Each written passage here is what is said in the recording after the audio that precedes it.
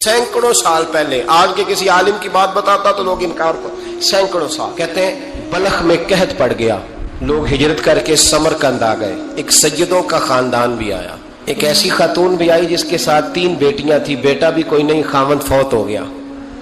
مسجد کے ساتھ مہمان خانے بنے ہوتے تھے، وہاں اس نے بچوں کو ٹھہرایا اور نکلی سمرقند میں کہ کوئی آدمی مل جائے اور اس سے کہوں کہ تھوڑی سی مدد ہو۔ وہ چلتے چلتی ایک سیٹھ کے پاس، رئیس کے پاس پہنچی۔ جن لوگوں کے پاس دولت آتی ہے نا، وہ کئی دفعہ سخت جملے کہنے لگتے ہیں جو اللہ کو پسند نہیں آتے۔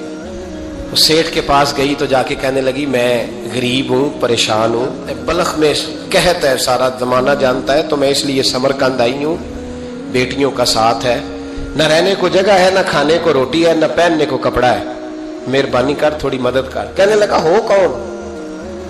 تو اس سید زادی نا کان آگے کر کے، ہاں کسی پہ بھی حالات سخت آ سکتے ہیں، اللہ سے ڈرنا چاہیے، کان آگے کر کے نا کہنے لگی میں سید زادی اور یہاں میرا اپنا کوئی نہیں، مہربانی کر۔ تو وہ سیٹھ صاحب، چودھری صاحب کہنے لگے مجھے کیسے پتا چلے گا تو سید ہے؟ تو سید زادی نے اپنا پلو کھولا اور اپنے آنسو دونوں آنکھوں سے صاف کیے تو کہنے لگی اللہ تیرا بھلا کرے، میں ثابت نہیں کر سکتی کہ میں حضور کا خاندان، میرے پاس کوئی دلیل نہیں، میں نہیں بتا سکتی، چل ٹھیک ہے، چلی گئی۔ کسی نے بتایا کہ یہاں ایک یہودی بھی رہتا ہے، وہ بڑا سخی ہے، یا آتش پرست ہے، یا پارسی ہے کافر غیر، سخی بڑا ہے۔ اس کے پاس گئی، بیٹھی رہی، لوگ بیٹھے تھے، جب چلے گئے تو قریب گئی، کہنے لگی مجبور ہوں، پریشان ہوں، غریب نہیں ہوں۔ کہنے لگا بی بی تجھے کبھی دیکھا نہیں، سمرقند کی اتنی آبادی نہیں، میں سارے شہر، تو کون ہے؟ تو کہنے لگی تعارف نہ ہی پوچھے تو اچھا ہے۔ اس نے کہا چلو اگر پتہ چل جائے تو۔ کہنے لگی میں مسلمانوں کے نبی کی اولاد ہوں، مسلمانوں۔ اس نے کہا پیغمبر خدا کی اولاد؟ اٹھ کے کھڑا ہو گیا، بی بی کو ساتھ لیا، گھر گیا۔ کہنے لگا جو صاف ستھرا کمرہ ہے نا اسے پھر دھو ڈالو، ایک دفعہ پھر دھو ڈالو۔ کمرہ دھلایا، صاف کرایا، پھر کہنے لگا بی بی میرے برتن زیادہ صاف ستھرے نہیں، میں نئے نہ خرید کے لا دوں۔ پھر نئے برتن لایا، پھر اپنے بچوں سے کہنے لگا اونچا نہ بھولنا کہ سیدہ فاطمہ کی شہزادیاں آئی، یہاں کوئی شخص اونچی بات نہ کرے۔ پھر کہنے لگا بی بی جو میرا بالکل طیب اور حلال رزق ہے نا، یہ اس میں سے لنگر ہے، لیکن چونکہ میں غیر مسلم ہوں، مجھے سلیقے نہیں آتے، جیسا تیسا بھی ہو نا اسے قبول کر لینا۔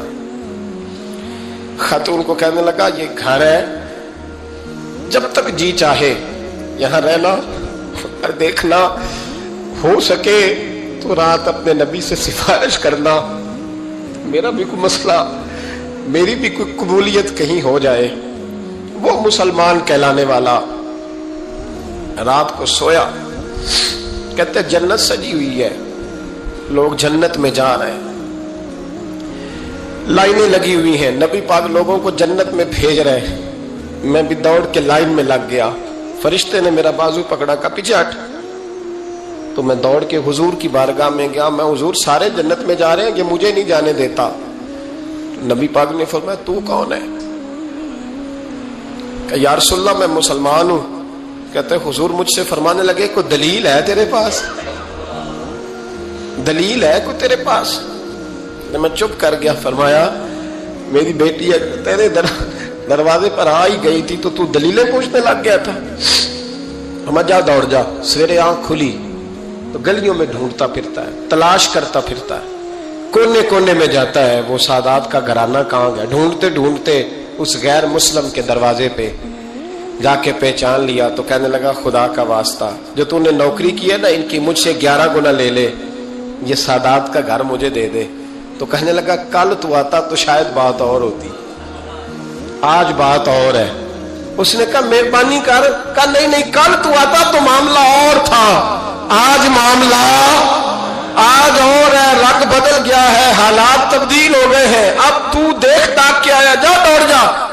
کہنے لگا نہیں مہربانی کر، دے دے، تو غیر مسلم میں تیرا کیا تعلق؟ کہنے لگا چپ کر، غیر مسلم میں کل تک تھا، کل سے سجدوں سے پیار کیا ہے تو میرے حالات سنور گئے ہیں، وہ جو نظارے تو نے رات خواب میں دیکھے ہیں میں نے جاگتی آنکھوں سے دیکھے ہیں، میں نے جاگتی آنکھوں سے۔ اور تو نے کسی مفتی پیر عالم کے ہاتھ پہ کلمہ پڑھا ہے، میں نے رات محمد عربی کے ہاتھ پہ کلمہ پڑھا، رسول اللہ کے ہاتھ پہ کلمہ پڑھا۔